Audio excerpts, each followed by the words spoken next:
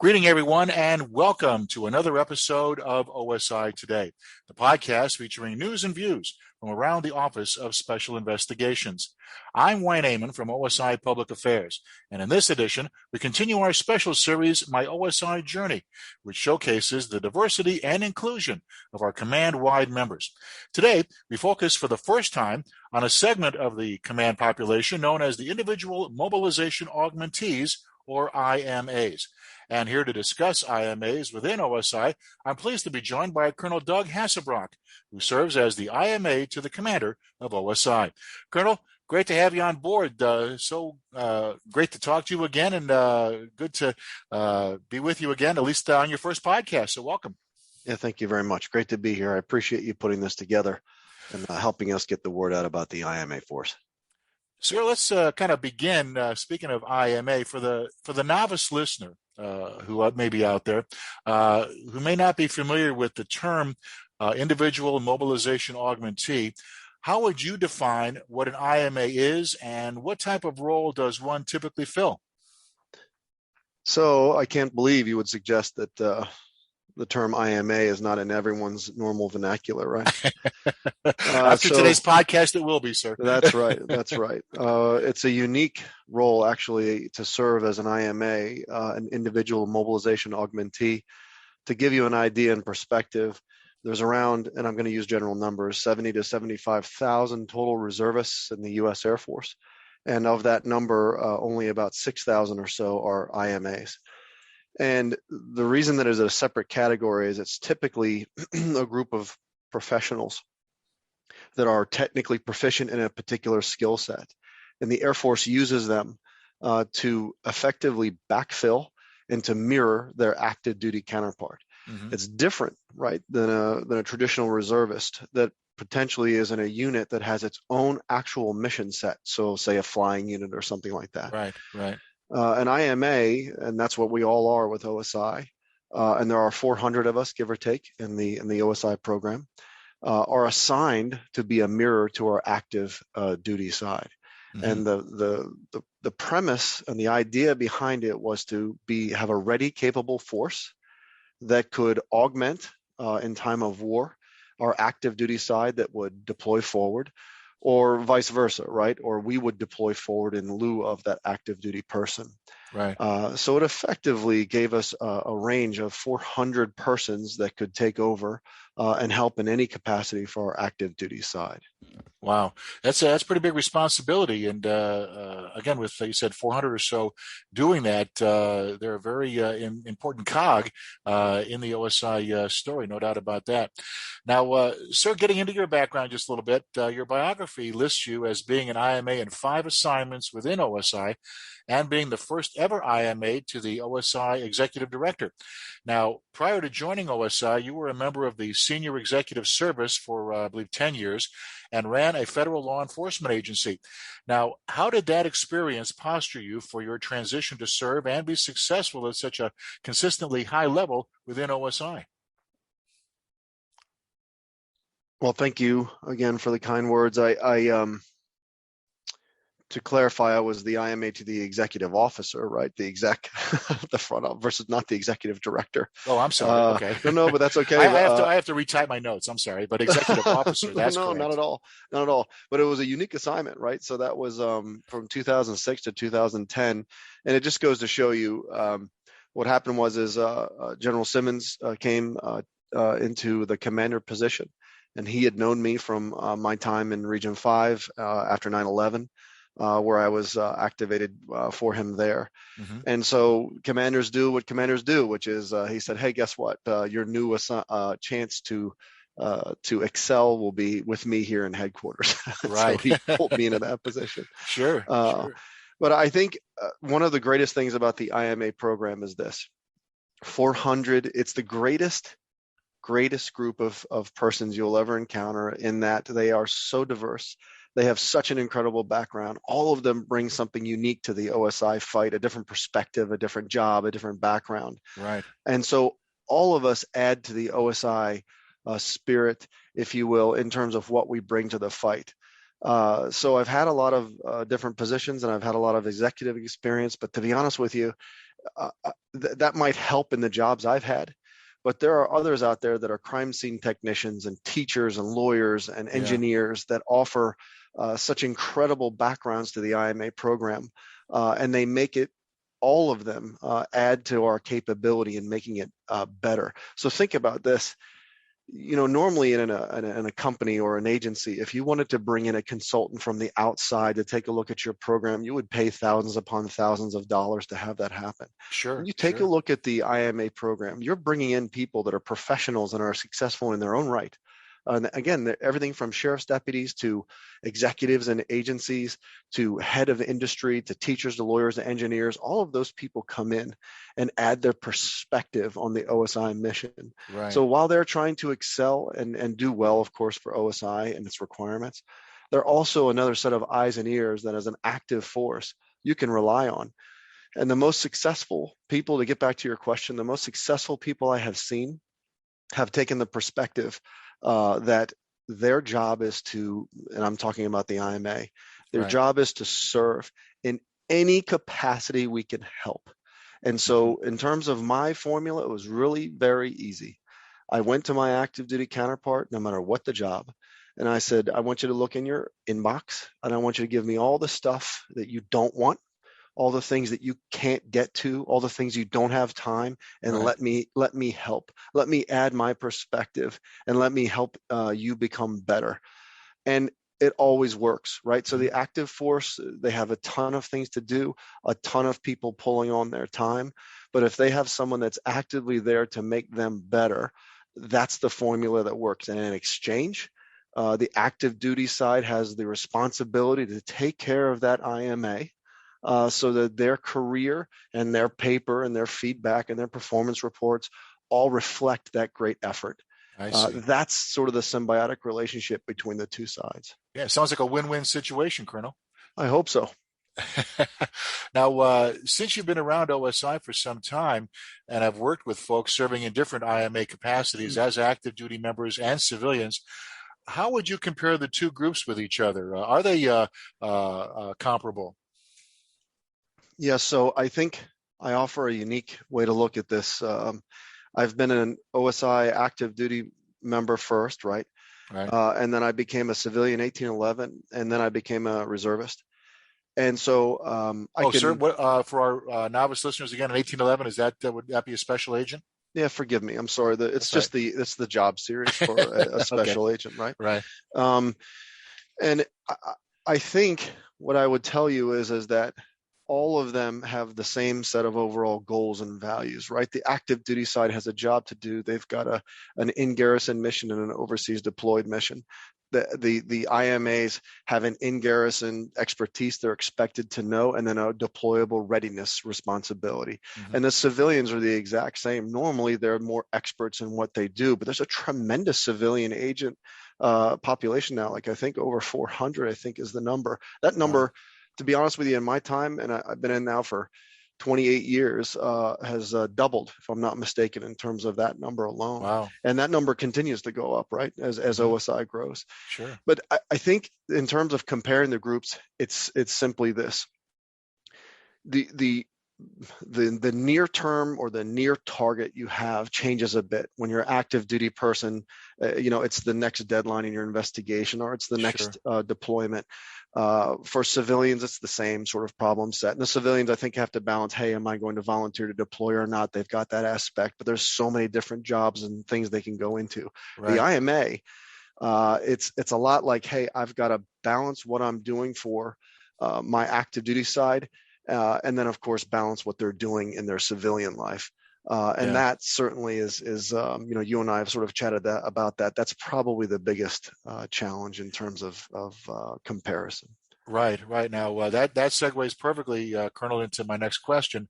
Recognizing that being an IMA at any level is difficult, how do you manage it while still managing a civilian career? In other words, how do you strike that key word again, balance, and still serve in the military with pride?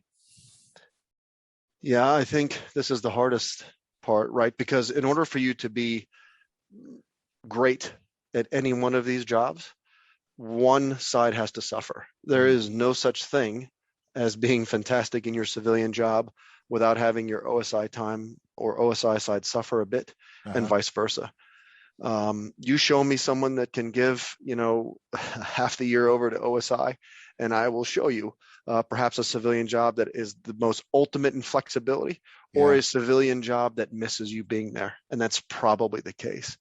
And so I don't tell my, maybe this is a secret I've kept, but every person that ever came to work for me, especially on the federal law enforcement side, where I was an executive for a federal law enforcement agency, every person that served in my agency that was a reservist, either in OSI or someplace else, my advice to all of them, and these are Marines and Army and Navy and all of them, was never forget your day job, because your day job probably is the one that is going to feed your family. It is the most direct near-term risk and target. So don't forget that has to be a primary concern. However, you have to also go to your civilian employer and say, look, I've got to be able to serve. And when there's certain challenges and issues that come up that are national security based and what I'm doing for my military career, I need your help and flexibility. And I think if you're open and honest with your civilian employer, they will work with you. That's not always the case, right? If you're a civilian and you're a salesperson and you're working on a team and there's 3 or 4 of you on a team, or maybe you're only one deep, it is awfully hard for your employer to figure out why they have to lose you for half the year. So it is incredibly, incredibly hard. I always try to set up my OSI side. I always set up a balance by simply saying, look, this is my civilian job. These are the hours I normally work. Here's what I think I can do for you. Does that help? Will it work with you? So for example, if you have a job that's you're working Monday through Friday, 60, 70 hours a week, well, then ask your OSI counterpart, look, can I do work for you on the weekends? Can I do work for you at night? How can I help you? And can I do work for you and now, my God, with COVID, if nothing else, it's shown us what we can do in terms of work from home. What can I do with my computer? How can I help your life better? There's no OSI debt commander out there, for example, that doesn't need help in taking a look at written products and what we do for reporting, that kind of thing. There's not a manager out there that doesn't need help in performance reports. There's not a manager out there that doesn't need help in metrics and that kind of thing. There's always a way you can help. And so the balance striking, I think, is understanding or getting both sides to understand how you're going to be pulled in the 2 separate directions. Well, Colonel, I guess then would I be fair in this assessment by saying that, is it fair to say that striking that balance has been the most significant challenge that you faced as an IMA and OSI because of that time factor? It all boils down to time, and there's only so many hours in a day. Yeah, I think that is exactly right. And I've had more than one IMA come to me in their career with that pained look on their face. And I've seen it 100 times where they go, hey, I just got asked to do X, right? Some assignment, some TDY, something that's come up. And it's not the pain in saying yes. It's the pain when the IMA has to say no. Look, I can't do it because whatever the reason is. So I think that's telling, because I just cannot emphasize how dedicated the IMA force is to their mission and to OSI's mission in the United States Air Force. And so when they can't help, you got to understand that is painful. And so I think in making sure the active duty side has the proper expectation of what these folks can do, I think is also important. Imagine this, and I would ask you this if you're an active duty member or a senior civilian. I want you to ask yourself, could you do your job, the job you do for OSI every single day, the number of hours it takes, and do another one? Could you do it twice? Because that's what you're asking when you're talking to an IMA. And be honest about it too. Yeah, that's right. So I think that's it. It's setting expectations and then delivering. The other thing I'll say, I kind of forgot to say this part too, because I think this is, again, a key to success on the IMA side. One of the goals I always strive for is on the administrative side of the IMA, you need to be as invisible as possible, meaning that you take care of what you need to get done. And that means all of your training and LMS and all of the other readiness issues, you take care of that, because you need to be 100% help and support and hopefully 0% pain in the neck, right? There you go. That's not very balanced, is it? But the point is that that's part of your job in the readiness side. Right, right. Well, it's really it almost sounds like a double-edged sword almost. But when you're able to pull it off, that must be a really sense of satisfaction. Which leads me to my next question: what's the most gratifying part of your job as an IMA within the Office of Special Investigations? I think the most gratifying part, and I would say across the board, every IMA probably has the same thought, and that is being able to help, being relevant. In other words, I want to have a set of skills that makes your life as an make your life as an active duty or civilian OSI agent better. So when I was active duty, I remember I was kind of raised by the old reservists that used to come into our debt. These were old detectives, and they were they always shot expert. They were like these old Clint Eastwood types that came in and knew everything. Right? You couldn't get into a case that they hadn't seen before. Yeah. And so to be that person for my active duty counterpart, to help them to make their job better, to be able to say, like, for example, my past job as an executive with an agency, I could say, hey, guess what?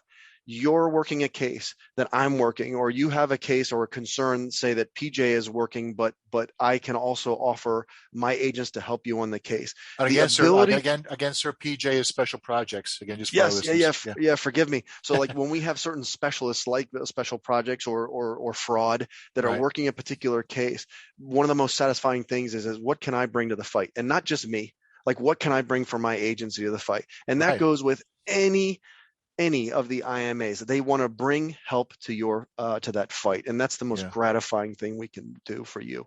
Very, very good. Now, sir, I've asked previous interview guests on this program why they consider diversity and inclusion to be kind of a foundational element to the success of OSI. Now, you've earlier noted many times how valuable the IMA force is because it offers the, quote, ultimate in diversity, unquote. Now, could you explain a little bit more on that for us? Yeah, you can tell, I hope, that I'm very, very proud of the IMA force and the diversity it brings. And first of all, I'm not touching upon the surface diversity, right? Gender, background, that kind of thing. Certainly we have that. We're all walks, right, in the IMA force. But it's also the ultimate in diversity of thought, diversity of background, diversity of professional pedigree. There's everybody from lawyers to engineers to doctor. You just cannot imagine the number of folks and their background. And so when I say the ultimate in diversity, I'm saying that you can't believe the diverse nature of what we can do as an IMA force. And it's everything from pilots, literally, to again, engineers, to crime scene specialists, to folks that do specialization in particular crimes or federal crimes, or understanding business, understanding the sales cycle, like understanding so many different things. And so when I say the ultimate in diversity, and again, this is where I think of your IMA in some ways as a consultant. Think about them as a way to look at your problem through a different set of eyes, a diverse lens, if you will, to tackle different problems. And I think that is exactly what they can do for you if you use them properly. Right. Now, Colonel, in the past, it's been said in jest that IMA stands for I am alone, while in reality, the IMA force is a prime example of the total force integration concept. Now, that being said, is there any merit at all to the idea of being alone as an IMA?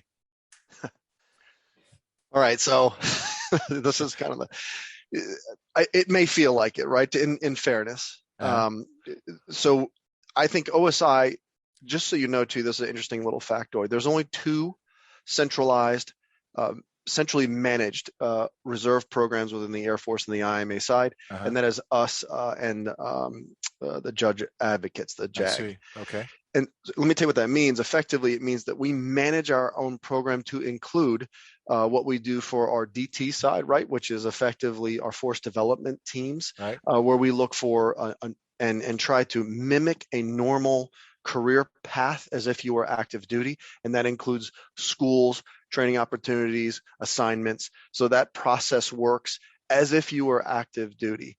So it is a centralized program. But you're also, as an IMA, by definition, you are an army of one, if you will, Uh-huh. because you are the mirror of your active side. Right. So where there is some merit to that, I'll hearken back to what I mentioned before.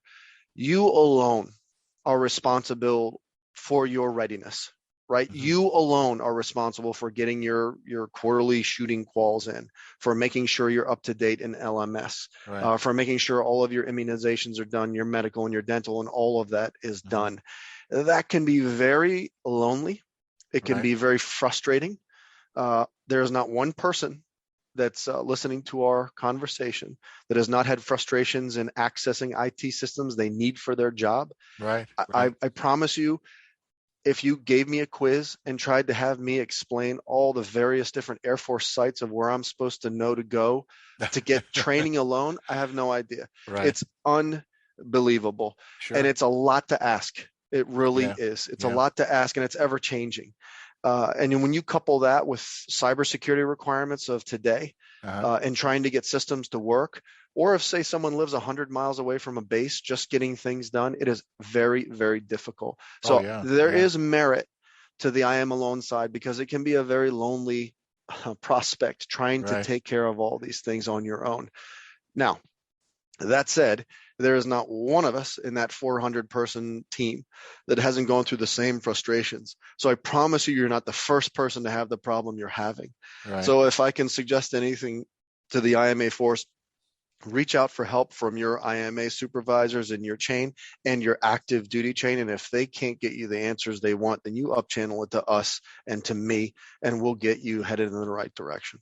Very good advice, no doubt about that. Sir, what direction do you envision OSI going into the future from your IMA perspective? Well, I don't have a crystal ball, but in the discussions I have with the commander and previous commanders, you can see the numbers, right? The OSI as a command is rising in its relevancy and its importance. There's not an event that happens every single day that doesn't involve something that OSI is touching. A lot of that has to do with our senior leadership has been very, very inclusive of the OSI agent capability, and Hmm. because of that, we're very, very popular. So Right. as goes our active force, so goes the IMA side. So Yeah. my thought in terms of going forward is you're probably going to see growth in the IMA side to mirror what we're doing on the active side. Don't know that for certain. It'll depends on what happens in certain budget cuts from the Right. reserve Right. side. Right. But it would not surprise me a bit if we don't see some continued growth in the IMA force. Right. Okay, I guess as in a lot of things, Colonel, time will tell on that as well.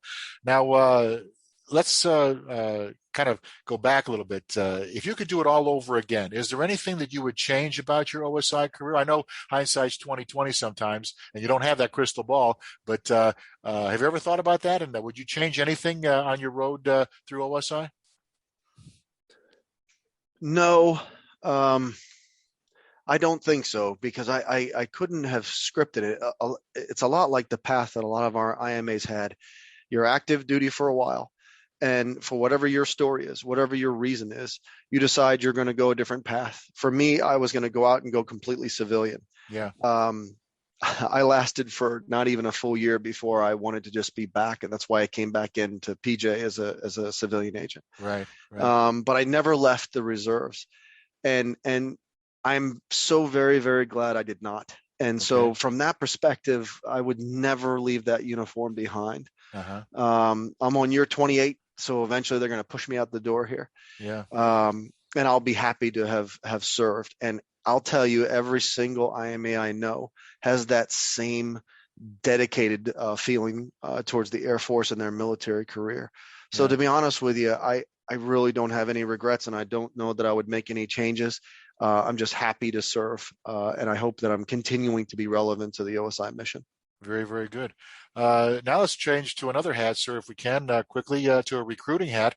What advice would you give to OSI active duty members who might be contemplating leaving active duty but still would like to continue to serve the command as an IMA? What would you tell them? So I'll tell you this. This is tricky because When I left active duty, I was a captain. Hmm. And frankly, with the IMA side, in terms of what we recruit, right, whether it's enlisted or officer, doesn't much matter. It Right. depends on, at the time, what we need. So your first step is to talk to the career field manager for enlisted and or officer, and then have them put you in touch with the IMA, CFM, if that's different. On the officer side, it's different than the enlisted side. Right. But to be honest with you, I even see some improvements happening there under the changes with force development. I think it'll all be sort of centralized. Hmm. Find out what the IMA side is currently recruiting for. In other words, are they looking for master sergeants, tech sergeants? Are they looking for computer Right. crimes or languages, Okay. that kind of thing? Yeah. See what they're looking for. That can help inform your decision, right? If you're contemplating the idea. Further, then understand that when you leave active duty, you have to go and basically reapply through a recruiter to come back into the reserve side, and that I see. involves a lot of the same kind of paperwork all of us went through in your MEPS process, right? And I Uh-huh. believe it's a separate physical. It's all these different things that you have to go through to go back in, believe it or not, even though you're currently serving. Wow. So some of it will feel a bit redundant. And you basically then have to reapply to come back into OSI, and then they pick you up. I see. I will tell you a story. When I came out of active duty, I think I'm remembering this properly. I think the colonel who was the RA at the time was a Colonel Bearden, I think. Now the RA again is a resource advisor. Is the reserve advisor, Reserve right? advisor. I'm The sorry. Yeah. position that currently Colonel Peterson is in, Okay. Adrian Peterson. Right. So I think the conversation went something like this. Sir, I'm thinking about getting out of active duty. What would you say my chances are in terms of coming into the IMA program? And the response was, Doug, I believe you have a snowball's chance in hell. So, it's a fact. Well, And that was so, pretty direct. well, listen, I appreciate the matter of fact, but here I am. So in other words, I said, well, thank you, sir. And I still put together a package, and I still applied, Yeah. and I still got picked up. So don't Sure. give up. Put the package together, work with you have to go through a recruiter and make that happen. And then your name will sort of come to the top in terms of a decision. Now, let me tell you this. You have a much better chance at getting in if you're in a rank that we're recruiting for. So if you're a captain and we're looking for captains, great. If you're a major, we're looking for majors, great. But that changes all the time. That's the nature of the reserve force, isn't it? Yeah. We're supposed to be that relief valve or the spigot, if you will, that when the Air Force needs help, we can respond. Sure. So that changes the complexion of what we're looking for could change year to year. So just stay in tune with that, and that can help you inform your decision. Very, very good advice. No doubt about that. Colonel, before we wrap things up today, is there anything else that you'd like to add? I think I want everybody to hopefully, if I can leave you with a couple of thoughts, and know that the IMA force is just about the greatest asset OSI could have in terms of a ready force that offers skills that would be the envy of any agency or company, and they want to help. Sometimes the trick is finding times, because everybody's life ebbs and flows in terms of what they do. So be patient, right? There might be some times when they can't answer that call. Right. But don't let that stop you if you're an active duty person for asking for the help, because you just never know in terms of what's happening in the IMA life that they can help you when needed. And then I think conversely, if you're an active duty member, put yourself in their shoes just a bit. Think about how hard you work and the number of hours you work, and then try to do that twice. And think about trying to sort of create an entire second career. Right. And I would say again to the active duty side, if you value what your IMA is providing you, and they are giving you that selfless service and that dedication that you like, then repay that, and repay that by giving them good evaluations and help them build a good, successful career. Right. And again, for your IMAs, I've said it before at the top of this discussion, you want to be as invisible as possible when it comes to the administrative tail in taking care of an IMA. And you can do most of this on your own if you put your mind to it. It's hard, very, very hard, but you can do it. And you want your existence to be that of complete service to that active duty component. If you can dedicate yourself to that thought, you'll go very, very far in the program. Okay.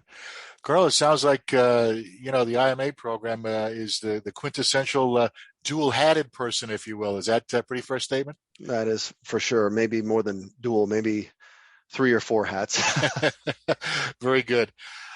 Our guest has been Colonel Doug Hassebrock, Individual Mobilization Augmentee to the Commander of OSI. Sir, thanks again for taking the time to be with us. Really appreciate it. Thank you very much, sir. I appreciate the opportunity. And thanks to all of you listening for tuning in. For OSI Today, I'm Wayne Amon saying so long for now.